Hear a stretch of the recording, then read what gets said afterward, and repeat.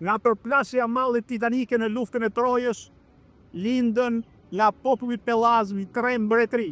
Mbretëria Maqedoni, mbretëria Epirote dhe mbretëria Ilire. Këtë dëshmor bëhet Aleksandri i Madh.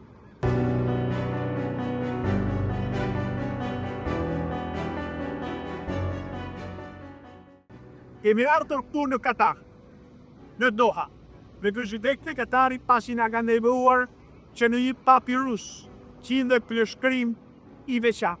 Një shkrim që i atribuohet të Aleksandrit të Madh, lekës së madh të Maqedonisë.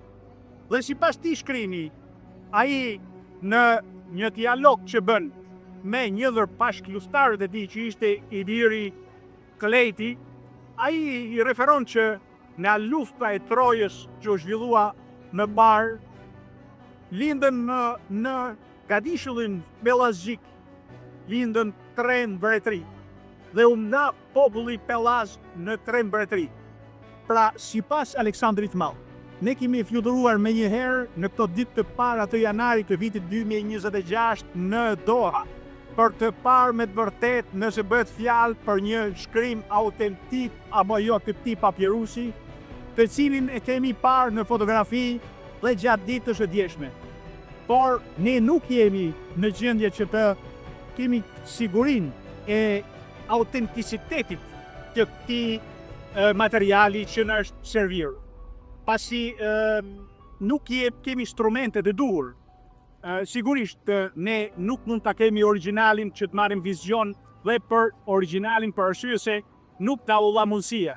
Se na u dha mundësia të shohim vetëm një fotografi të tij, me pretim që do shohim dhe origjinalin. Por për te asaj, pa hyrë në atë që është vërtetësia apo nuk është vërtetësia e një materiali që i atribuohet Aleksandrit të Madh të Maqedonisë, pra një shqiptari antik. Çështja është një tjetër që ne duhet ta shtrojmë dhe vazhdojmë ta shtrojmë me të madhe sa herë që flasim për këto gjëra, kujtoj faktin që ne shkruanim dikur me një alfabet që ishte alfabeti Pellaz. Ai ishte alfabeti me cilën shkruanin Fenikët e lashtë, shkruanin Ilirët, Epirotët, Maqedonët dhe me vonë dhe popullsitë të tjera që ju bashkuan Gadishullit Ilirik. Por faktësia madhe është që këto shkronja sot ne nuk i përdorim.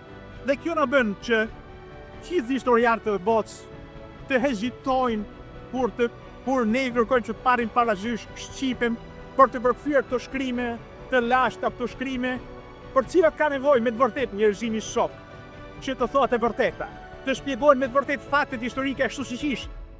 Në shkrimin që unë po ju flisja mbi atë që i atribuohet si një shkrim i Aleksandrit të Madh, ky shkrim përkthehet me shqipen e sotme, pavarësisht se është shkruar me shkronjë pellazgjike, që janë pak a shumë ato shkronja me të cilët sot shkruan shteti fqi i joni Greqia, të cilat i mori në ekskluzivitet rreth 150 vite më parë, pasi ne në vitin 1908 bëm zgjedhjen tonë të merrim alfabetin latin.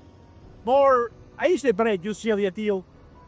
Sot, duke logjikuar me të sotën, pase ishte diçka shumë e nxitur që ne e praktikojmë përfundimisht alfabetin e të parëve ta, alfabetin pellazgjik të cilët përsëris shkruanin Fenikët e lashtë, Ilirët, Epirotët, Maqedonët, kishin 3 mbretërit, siç e citova më parë, ishin pjesë e popullit pellazgjik, ato Maqedone, Epirote dhe Ilirë.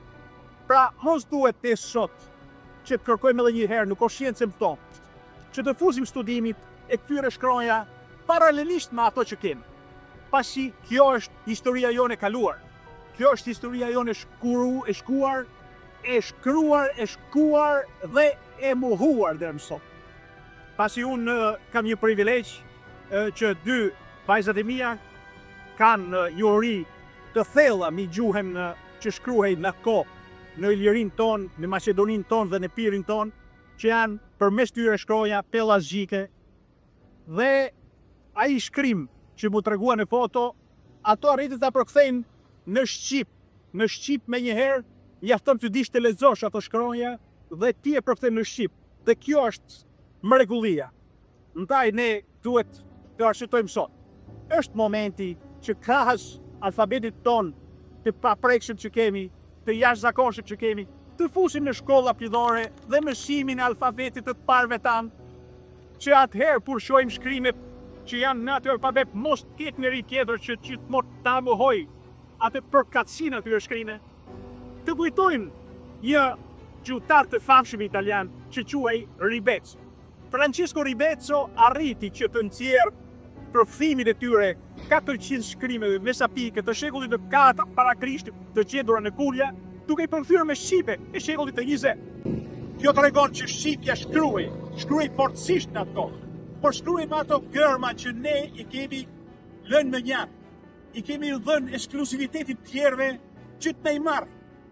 Prandaj, nëse nuk është e mundur që shteti të filloj krahas atyre që kemi, të filloj të paktën në vitet e parë të shkollës të soj prezhinari dhe me ato shkroja të cilat shkruani të parët tanë, të paktën të hapet në shkollë private, të hapet diçka këto biznesmen tanë, të njerëz të pasur që janë sot në Shqipëri.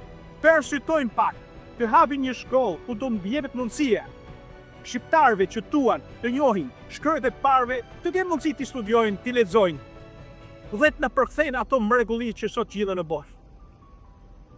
Pra, ky ishte apeli im për te asaj se çfarë është ai dokument që vëlla mundësia të shoh nëse është vërtet autentik, i shkruar në këtë papirus nga i malli Aleksandër i Mall, nga i famshmi mbret i shqiptarëve të lashtë të antikitetit, apo nuk ishte e di. Kjo është dytësore, parësore që ndron fakti që ne duhet të gjejmë një rrugësillje dhe të kërkojmë edhe një herë të fusim në mentalitetin ton vësimin edhe të shkronjave të parëve tanë, që të jemi më të zopë ku ballafaqojmë me tjerë, që të tim atë që është shkruar në gurët e Butritit, në gurët e Apollonisht, në gurët e Shkodrës, në gurët e Durrësit, dhe mos të thojë gjithmonë që ja, ky është shkrimi yni, pasi veç kur me këtë gjuhë fqirta, pasi ajo ekskluzivitet që kemi dhënë është thellësisht i gabuar. Nga një qytet i mrekullueshëm, nga Doha, kryeqyteti i Katarit të sotëm, unë Albakaraja ju përshëndes dhe uroj e gjithë shpirt dhe zemër gjithë bashkëpunëtarëve tanë një 2026 të jashtëzakonshëm.